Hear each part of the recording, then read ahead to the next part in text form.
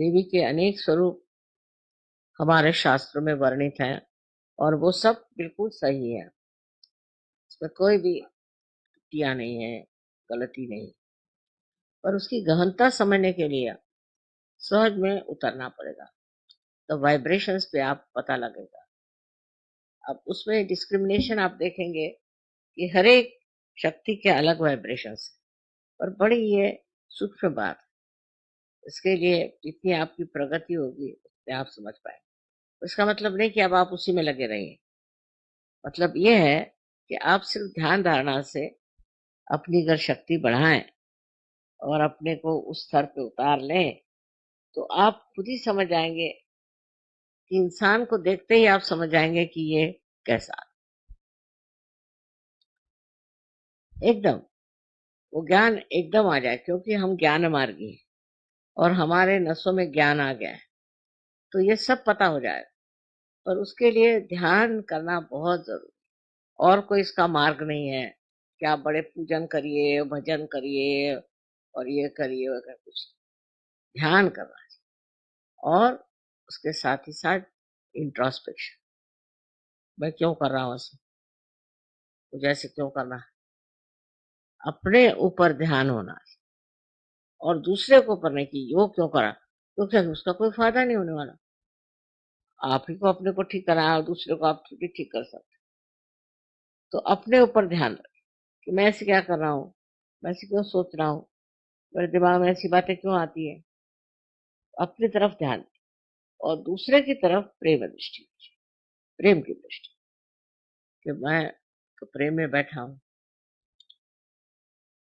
और अंदर मेरे क्या प्रेम हो रहा है सबके लिए, मैं सबके और प्रेम दृष्टि से देखता हूँ, मैं सबको माफ कर देता हूँ। इस तरह से दो चीज है, एक तो ध्यान और एक आत्म अवलोकन जिसे कहते हैं।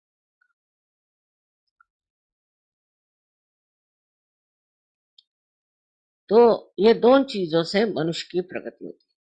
माने एक तो ध्यान, वो तो बात सही कि ध्यान से आप अपने अंदर और चैतन्य अंदर लेकर के और बढ़, और अपने अवलोकन से, अपने के इंट्रोस्पेक्शन से भी आप अपने अंदर के जो बीच में ऑब्स्टिकल्स हैं उनको निकाल।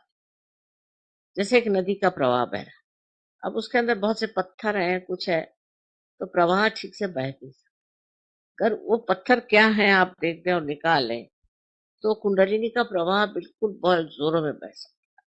और वही उसके बाद यही बात है कि आप स्वयं ही इसको महसूस करेंगे, उसकी प्रचीति होगी कि आप एकदम स्वच्छ हो, अब कुछ रहा नहीं, आप एकदम स्वच्छ हो। वो चीज अंदर से आनी चाहिए। उसमें एक तरह से मैं कहती हूँ ध्यान तो आप लोग करते हैं, ये मुझे मालूम, लेकिन इंट्रोस्पेक्शन, अपने बारे में सोचना चाहिए। उसमें क्रिटिसाइज करने की जरूरत है अपने को, लेकिन उसको साक्षी भाव से देखना।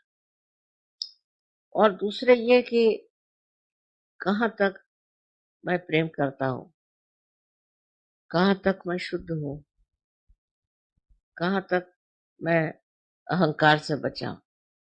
ये अगर आप देखने लग जाए तो धीरे धीरे भाग जाए। जैसे अगर कोई दुष्ट आदमी, समझ, वो आपके घर में आया, आपकी उसके ऊपर नजर पड़ी, भाग जाएगा कि नहीं। उसी प्रकार ये जो बैठे हैं घुसपैठ करने वाले, ये सब भाग जाएंगे अगर आप इंट्रोस्पेक्शन करें।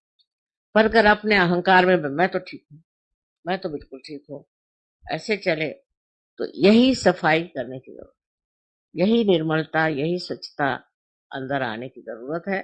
और कुंडलिनी तो अपना कार्य कर ही नहीं, वही आपको छुड़ाएगी। नो, ये तो कोई कह नहीं सकता कि हम छुड़ाएंगे, लेकिन आपकी दृष्टि पड़ते ही वो चीज खत्म, दृष्टि पड़ते ही आपकी वो जो बातें हैं। अब किसी को है थोड़ी थोड़ी लोलुपता होती है, जैसे कि सत्ता की लोलुपता, अब दौड़ रहे हैं दौड़ रहे हैं दौड़ रहे हैं, वो सत्ता मिल गई फिर भी रुके नहीं, तो चाहते फिर और कोई सत्ता मिले, फिर उसके पीछे दौड़ रहे हैं, उसका कोई अंत नहीं होता। पर अगर ये चीज आपकी नजर में आए कि अरे मैं तो पागल जैसे दौड़ रहा हूँ ये सत्ता के पीछे में, इसमें क्या बेकार, शांति से बैठे, जो मिलता है उसको उपभोग हो। आप दौड़ रहे हैं, जो मिला उसको भी नहीं उपभोग करे, उसका भी नहीं आनंद उठा रहे हो, फिर दूसरे के पीछे भाग रहे हो, दूसरे